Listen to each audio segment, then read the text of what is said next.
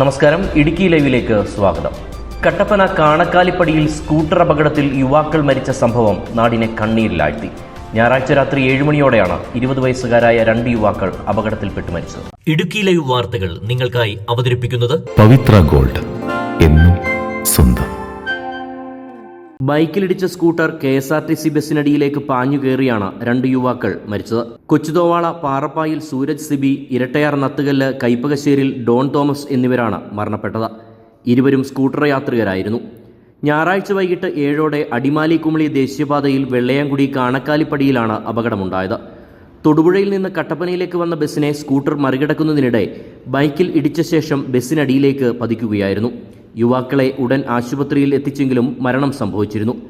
Bike യാത്രികർക്കും പരിക്കേറ്റിട്ടുണ്ട്. കട്ടപ്പന നഗരസഭാ councillor Sibi പാറപ്പായുടെയും ബിന്ദുവിൻ്റെയും മകനാണ് സൂരജ്. സിറിലാണ് സഹോദരൻ. കൈപ്പകശ്ശേരിൽ തോമസ് ലൈസാമ ദമ്പതികളുടെ മകനാണ് ഡോൺ. ഷോണാണ് സഹോദരൻ. കാനഡയിൽ അൽബർട്ടയിലെ എഡ്മണ്ടിൽ സ്ഥിരതാമസക്കാരനായിരുന്ന ഡോൺ സ്വദേശമായ കട്ടപ്പനയിൽ അവധിക്കാലം ചെലവഴിക്കാൻ എത്തിയതായിരുന്നു. ഇതിനിടെയാണ് ദാരുണ സംഭവമുണ്ടായത്.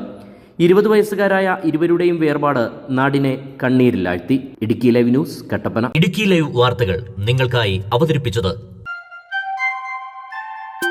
ലൈക്ക് എന്ന് നമ്മുടെ കൂടെ ഉണ്ടാവണമെന്ന് ആഗ്രഹിക്കുന്നത്. കൂടെ ഉണ്ടാകുമ്പോൾ ഒരു കോൺഫിഡൻസ് ആണ് ഫീൽ ചെയ്യുന്നത്. നമ്മുടെ സ്വന്തം എന്നൊക്കെ പറയില്ലേ, സ്വർണ്ണം എന്നൊക്കെ പറയുമ്പോൾ എന്താ പറയാ, നമ്മുടെ പ്രിയപ്പെട്ട മുഹൂർത്തങ്ങളിൽ നമ്മോടൊപ്പം പങ്കുചേരുന്ന ഒന്ന്, നമ്മുടെ സ്വന്തം.